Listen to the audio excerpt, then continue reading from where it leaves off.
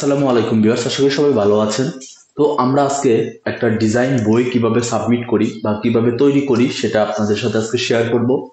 তো first of all আমরা ক্লায়েন্টের রিকোয়ারমেন্টস নেই যে ওনার জমি কতটুকু আছে এবং জমির দৈর্ঘ্য প্রস্থ কিরকম আছে, তারপরে উনি কি কি চাচ্ছে সেই অনুযায়ী তার ইচ্ছা অনুযায়ী আমরা শুনি।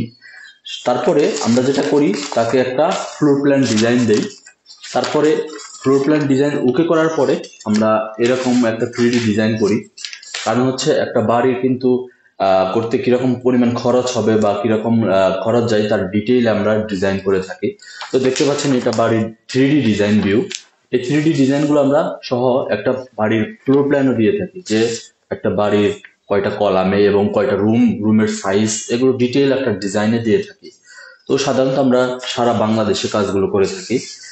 তো দেখতে পাচ্ছেন যে এটার কলাম লেআউটটা কিরকম, কত স্পেসিফিক ডিটেল ড্রয়িং।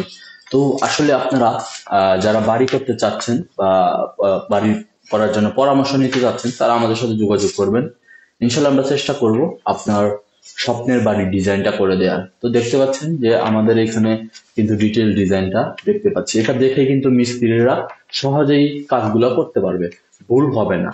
কারণ একটা বাড়ি করার জন্য অনেক প্রবলেম ফেস করতে হয়। যেমন আমার একটা ডিজাইন করা বাড়ি সাতক্ষীরাতে হচ্ছে, তার ডোরের সাইজ গুলা কি করেছে, 7 ফিটের হাইটের নিচে করে ফেলেছে মিস্ত্রি ভুলবশত।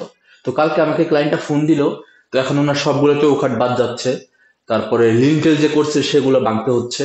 তো এই ছোট ছোট ভুলের জন্য দেখেন ওনার কিন্তু 50,000 থেকে 1 লাখ টাকা জরিমানা মানে খরচ হয়ে যাচ্ছে এক্সট্রা। তো এই ডিজাইনটা থাকলে কি হবে, তখন ডিটেল ডিজাইনটা থাকলে ওনারাই দেখে দেখে কাজ করলে ভুল হবে না, প্লাস আপনিও স্যাটিসফাই থাকবেন, মিস্ত্রিও কাজ করতে সুবিধা হবে। তো আশা করব যে আপনারা যারা বাড়ি করবেন তারা অবশ্যই এরকম একটা ডিজাইন নেওয়ার পরে বাড়ি করবেন, তাহলে আপনারা নিরাপদে থাকবেন, প্লাস আপনার বাসাও সুন্দর হবে, দেখতে কিরকম হবে সেগুলো দেখতে পারতেছেন। তো আমাদের কনসালটেন্সি ফি দিয়ে আপনার বাড়ির ডিজাইনটি করতে পারবেন। তো আজকের ভিডিও এই পর্যন্তই, এটা চলে যাবে টাঙ্গাইলে। তো ভালো থাকুন, সুস্থ থাকুন, আমাদের সাথে থাকুন। ধন্যবাদ।